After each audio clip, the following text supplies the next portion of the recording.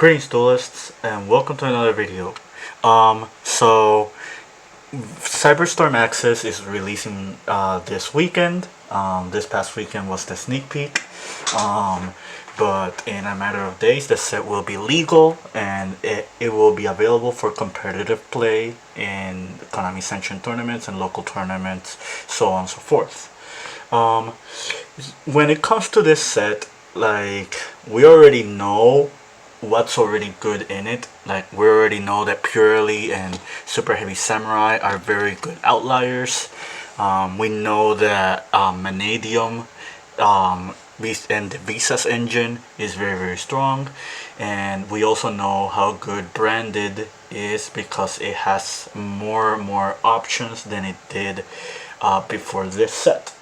We already know about Chaos Angel, we know about the Gold Pride cards and how they are, like, not the best, but they are kind of playable. But I kind of want to talk about a little bit more obscure things we did get from this set. Like, we got some very obscure free agent cards, and one of them is S-Force Nightchaser. So what I'm gonna do here, I'm going to read this card's effect and then I'm going to explain the role that it fits for the archetype that we're talking about. So it requires one non-link S-Force monster. So basically any main deck monster can make this. So the first effect is monsters in the same column cannot target your S-Force monsters for attacks in the same column. That's not the best effect. However, if you do pair this up with Chiyomaru forces monsters in the same column as your S-Force monsters to only attack those monsters in the column. So if you have those two together, it pretty much creates a soft lock where your opponent cannot attack your monsters. Second effect, during the main phase, quick effect, you can target one S-Force monster you control, shuffle it into the deck, then you can special summon one of your banished S-Force monsters. You can only use this effect once per turn. So some of you probably watching this video don't even know what S-Force do. So I guess I'll go briefly into, like, the gimmick of the deck and the strategy, and probably show you like one combo. So the S-Force is an archetype that debuted in Blazing Vortex. It shares the thematic universe as Time Thief, Cyframe, and IP, Masquerena, and there's one more I'm missing. But it shares the same universe as those three, and the theme is the S-Force are basically for those who don't know, is short for security force. They're basically officers that try to arrest criminals, and their column effect basically is themed as their arrest effects. I'm not gonna read all this S-Force monsters. I'm just going to tell you, give you a brief TLDR of their arrest effects and like their own other effects. So this one, specials from the hand. The debuff effect means that you cannot link to monsters in the same column, cannot link into link 3 or higher. So if your opponent has a link 2 and you summon this, they cannot link away that link 2 for something higher than a link 2, which is funny because this kind of stops IP Masquerena, which again shares the same universe as them. So I think it was pretty much made on that regard. But yeah, those are the two effects. Gravitino can add an S-Force, and every monster in the column that leaves the field will get banished instead. Notice how it says leaves the field and not goes to the graveyard. So if they do anything that involves like other interactions, like getting bounced to the hand, or getting spun back to the deck, or like being sent back to the extra deck, just to name a few examples, they will go to the banished. They will get banished. This is pretty much the best S-Force, but the big problem is that it's level 5. Let's go to the next one. La Placewell, this specials from graveyard, and it makes it so you can discard a card. My bad. You can banish an S-Force from your hand and blow up everything that shares the same column. Orifice, I hope I did not tampered with the YouTube algorithm, with the YouTube thing, with what the name I just said.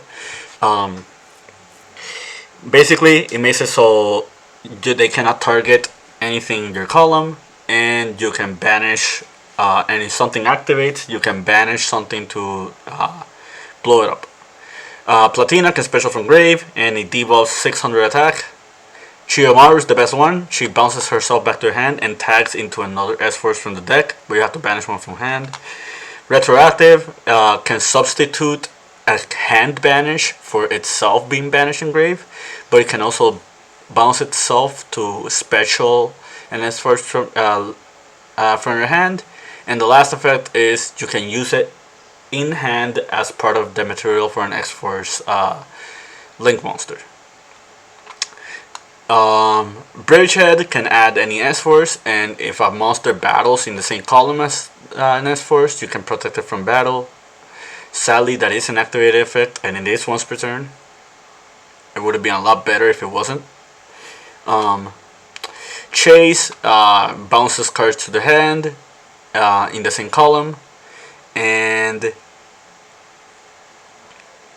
you can substitute this as the banish effect from hand. Okay, so this is all very, very confusing.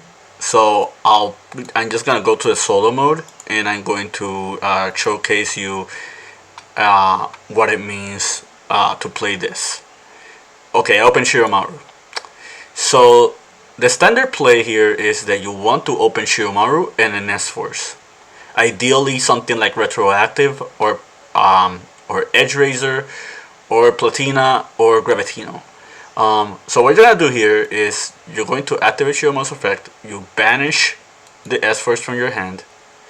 This tags itself back to the hand, and you summon an S-Force. The S-Force you always want to summon is Gravitino. Why do you summon Gravitino? Because Gravitino will add you another S-Force to your hand. In this instance, what we're gonna do is we're going to grab Bridgehead. And the reason we're grabbing Bridgehead is because we're going to activate Bridgehead's effect, and with Bridgehead we're going to add Edge Razor.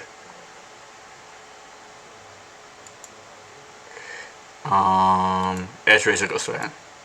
Okay, so the reason we're grabbing Edge Razor is because now what we're gonna do is we're going to link away the Gravitino into Nightchaser. And what Nightchaser is going to do here is it will tag itself to the extra deck and special the Retroactive from your graveyard. So we summoned Retroactive. Now what do? Retroactive has a field effect that it will makes it so it bounces itself to the hand to special an S-Force. So what we're gonna do is we're going to grab the Retroactive, and we're going to special the Edge Razor. Okay, so we grabbed Edge Razor. Now what? Edge Razor can summon one from hand. So with Edge Razor's effect, we're going to summon back the Chiyomaru. You're probably thinking, hey, we haven't done anything with these monsters yet. Like, what's the gimmick? Why are we doing all of this? So you have two options here. Either you link all of these away into Justify, and I'll explain Justify in a second, or you make Nightchaser again. If you go the Justify route, Justify is a quick play negate that makes it so it pushes a monster into its column. The other effect is basically if this card battles, you can banish anything that is pointing to this card. It's a niche. It's a niche effect, but the reason that effect is in here is because it forces monsters into columns where it shares your S-Force monsters. And you want your opponent to share columns with your S-Forces. This is this is very similar to Mech Knights. If you have Shiromaru on board, like monsters can only attack what is in your column. Bridgehead makes it so you can protect one of them. So if they try to attack the Shiromaru, you can protect her, and basically they're forced to attack anything that shares the column as them. But yeah. So what happens if we don't summon Justify?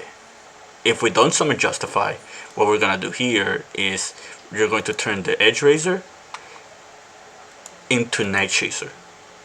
Now, what does Nightchaser do here on your opponent's turn? So in your opponent's turn, what you're going to do is you're going to trigger Shiromaru's effect, and you're going to banish the retroactive. So this goes back to your hand, and you get to summon. So what we're going to summon here is the Lapswell. So what do you do with the Lapswell? Well, the Lapswell is going to summon back either the Gravitino or the Edge Razor. Let's say we summon the Edge Razor, right? So if we summon the Edge Razor is going to summon back the Shiromaru. And then with Nightchaser's effect, you can declare itself, go back to the extra deck, and then you special back the retroactive. So what's going on here? You have 4 monsters that are sharing the same column as your opponent's monsters. So they only have 1 column to work with if they want to either attack all your monsters, if they want to link 3 or higher, if they want to do other shenanigans. And take note, if you can use this effect the next turn to blow up everything that shares a column. So you kind of have, you not only are you creating a huge amount of board advantage, but at the same time you are also like trying to freeze your opponent. Okay, so what's the problem we have with this deck? The problem we have with S-Force is you want to open Shiromaru, and you want to open an S-Force that gives benefit to Shiromaru. Bridgehead Lapswell also works. So what you do here is you activate Bridgehead. You'll Bridgehead into Shiromaru. Shiromaru's effect. You banish the Lapswell. You grab this back into hand, and you're gonna summon Gravitino.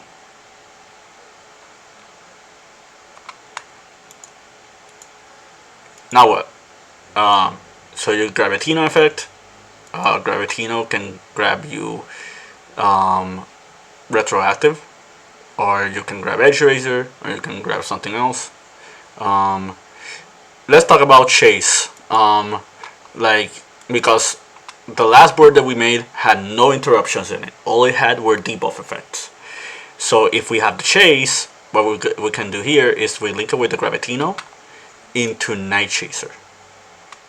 And then you have Chase in your spell and trap zone, right? So what's gonna happen here?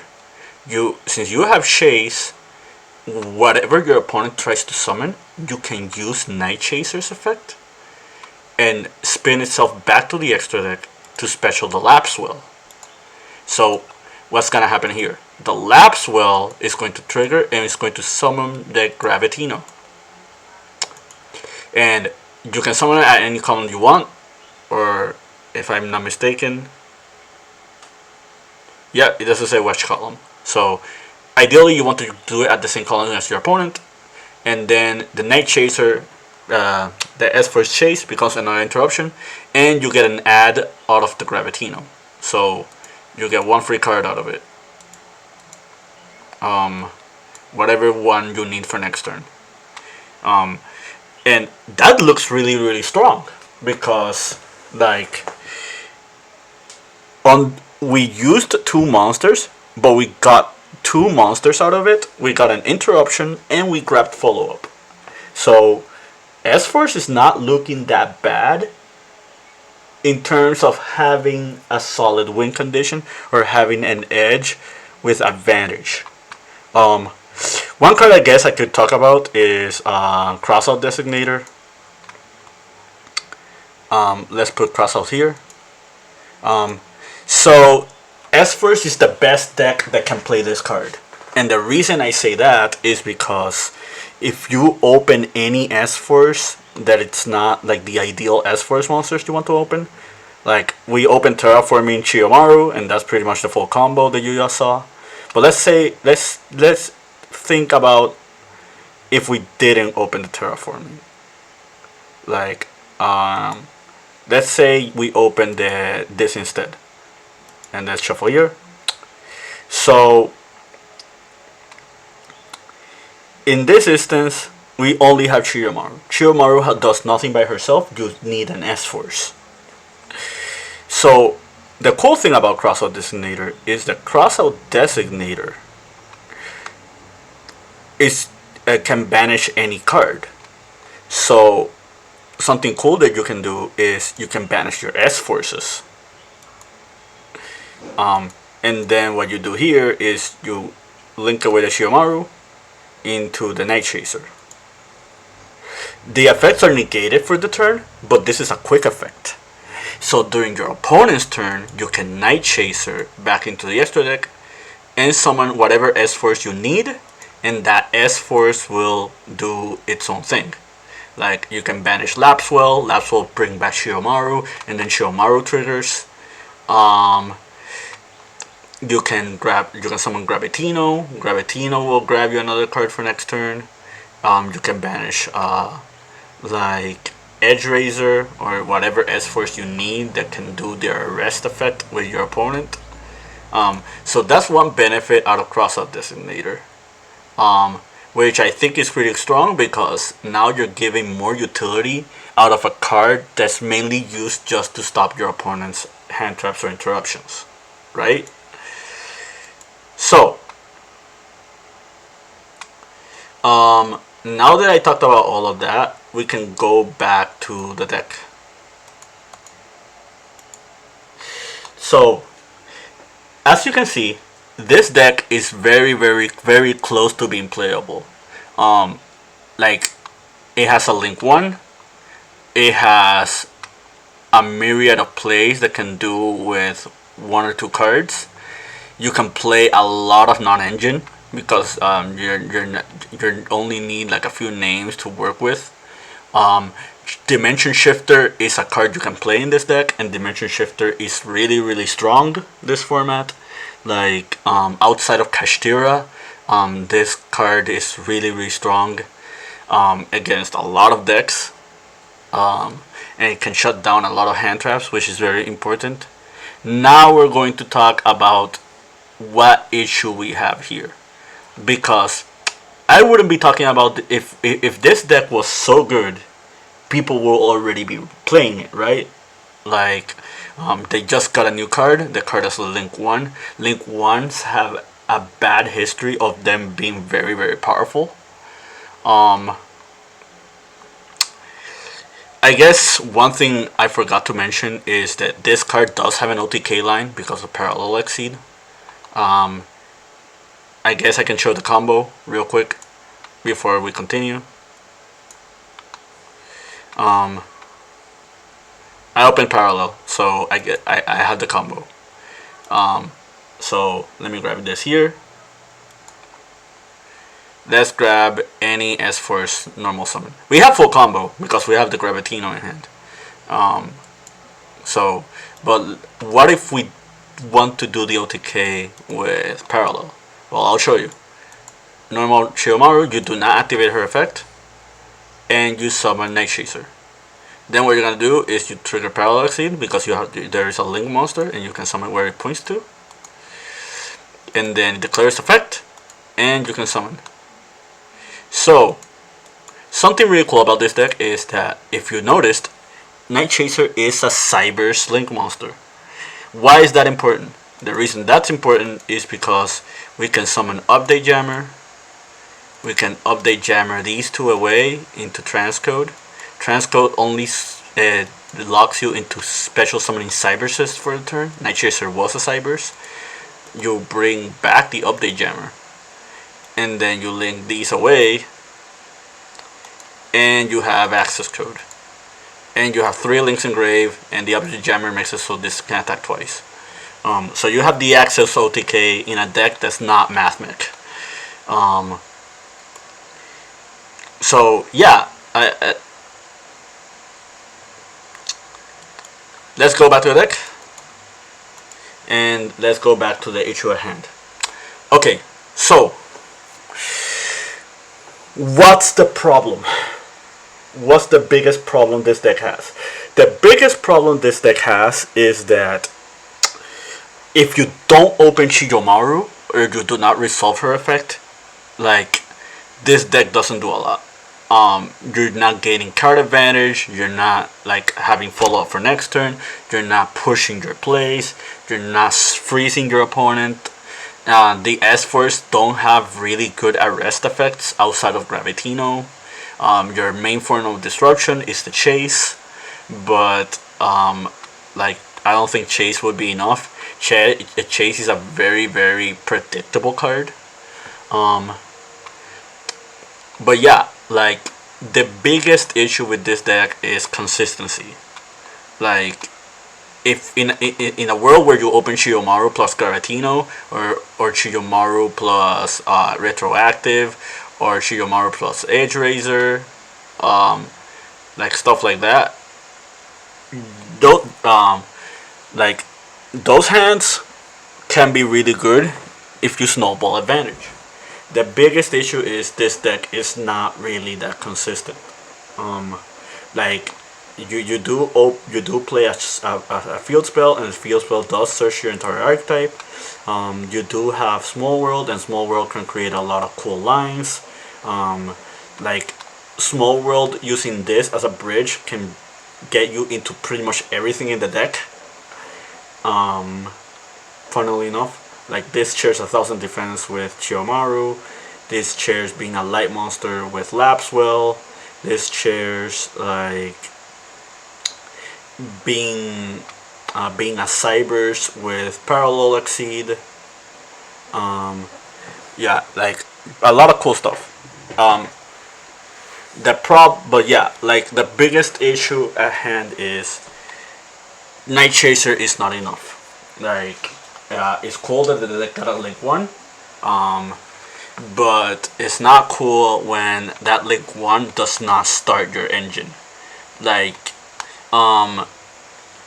if you look like other link 1s, like Lightheart, for example, like, these are link 1s that actually like turn on your entire deck. They pretty much like make your deck real playable. If we look at like the Adagnister one, that's another example.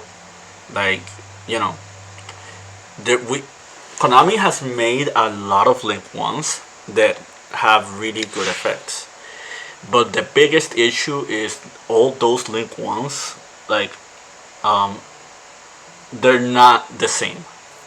Like, Nightchaser, for it to make this deck playable, should have had the effect to summon any S-Force from anywhere, not just from Banished.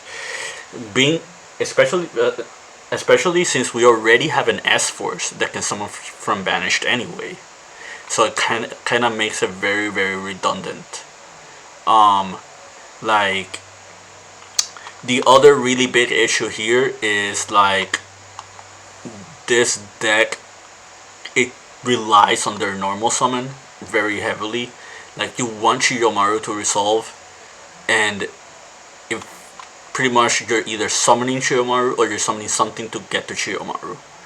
And that's really bad because It conflicts with the adventure engine, so you cannot play this to like stop your opponent.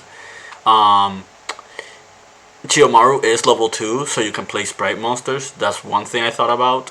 But the problem with sprite monsters is that, like, you have other engines that make sprite just as powerful as an engine. That's not S-Force. Like, and if you're opening a way to get into your sprite monsters, that means you open Chiyomaru, and you want to open Chiyomaru. Like, I thought about playing Kashtira's, like cards to interrupt your opponent, or like as another engine.